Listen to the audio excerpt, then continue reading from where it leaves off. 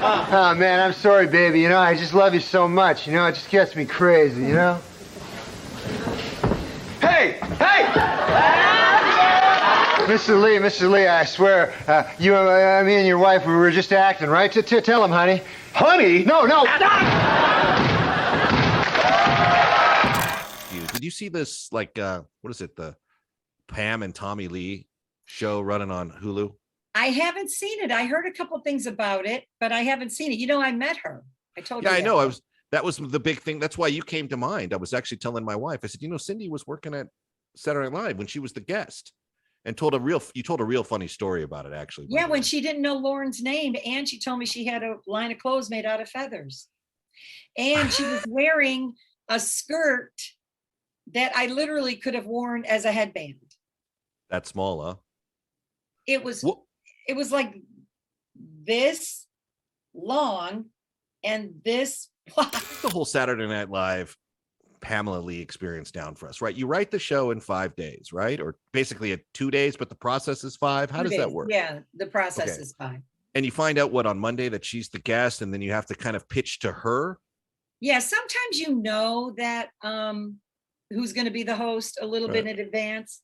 And I actually can't remember that pitch meeting, but I knew what I was writing for her. I was doing a rewrite on I think I told you that Chevy Chase story that happened with me, that icky Chevy Chase story. Yeah. So I had written, I'm not going to get into that. I'll tell you that another time, but. No, you've told it, but let's just say Chevy Chase isn't represented well in it. Yes, exactly. But the sketch that I wrote for him that was originally picked, but he chose not to do it, was a parody of the movie Picnic with William Holden. So you know the kind of shit I write. And so when she was going to be a guest host, I rewrote it to focus on the Kim Novak part of it and not the William Holden part of it. Can I just say, I hope everybody your sketch... just tune out. No, I was just going to, not to stop you, the story's magnificent, but I hope your sketch included that famous dance scene with William Holden at the picnic. Where he's just grooving. All right, continue. So you decide, all right, Google it, people. Google it. It's on YouTube. You'll know what I'm talking about. All right. So anyhow, no, what happens is, and I'll just briefly tell you, the day of pitch day, after people pitch, before the cast goes out to dinner, because they always used to go to a fancy, they go out with Lauren, like some cast members and the host, to like Orso's or Orlo's or something, some fancy Italian place. The writers never go. And yeah, you guys are just writing it. So she was in my office, because what happens is the guest hosts go from office to office just to meet you and kind of find out what your idea was, you know, to ask you what your idea is. And when she was in my office, we were just chatting. And the thing I was most impressed about her was she was really authentic to her persona. Like there was no, it was just, she was who she was, and she was pretty confident and solid in herself, you know, in her, just who she was as a person. And that was really attractive. So like I said, she was wearing the craziest thing, a tiny, tiny skirt, some kind of something. It could have been a bandana, and was sitting on my couch. And then we were just talking about what was coming up. And she said, I have to go to dinner with Leo or Lee. And I'm like, Lauren? You're off to a good start. She's like, oh, yeah. Like, I'm like, okay. I loved so much that she didn't know Lauren's name. Why? Why was that? Why was that amusing to you? It's amusing because, you know, he's the king. And so to have somebody who genuinely couldn't quite remember his name, and she was hosting the show, that made me really happy.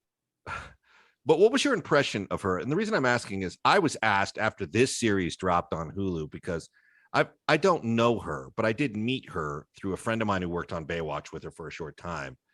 And they kind of make her out to be a joke, but that wasn't my impression when I met her. She's not a joke. Like I said, she's really authentic, and she's sweet and just easy. You know what I mean?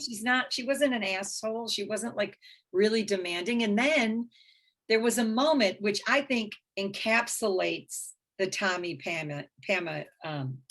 Lee Pamela thing. So we're having a rehearsal. I may have written the monologue. I can't remember because that first year I wrote a lot of the monologues.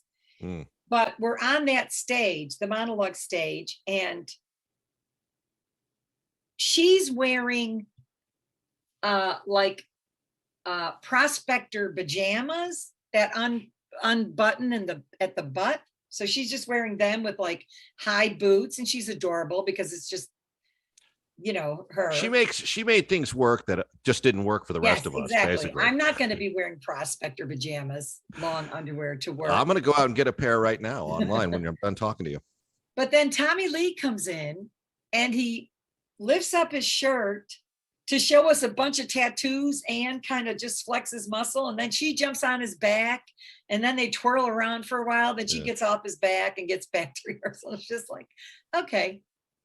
Yeah. That's these guys. Yeah. Yeah. I've been in the room with Tommy Lee too. And he always struck me as kind of a big kid, like an 8th grader in an adult body. Yes. So was he not wearing matching prospector pajamas when he showed up? No, he had on jeans and, like I said, a t-shirt, and he lifted up his shirt. I think he was showing us some tats in the back. I can't remember now. I was just like, these two. Well, to be living like these two. Yeah, right. Had the tape come out yet? The reason I'm asking is, according to this series, the tape is what wrecked their marriage and their lives. They seemed pretty happy prior to that. When did the tape come out? I don't know. I'm the one American who hasn't seen it. I haven't seen it. Oh, there's two of us. No, I think people had it at work. Yeah. Why she was on Saturday SNL? Yeah. I think. I can't remember. Well, how was the overall experience with her as a host, though? Was it pretty good? I mean, was it a funny show? Was it a memorable show? I can't remember. I got to look it up. The answer is no. Your road to redemption is paved with tombstones. No quarter, kill all masters. Go to noquarterkillallmasters.com. Rated R.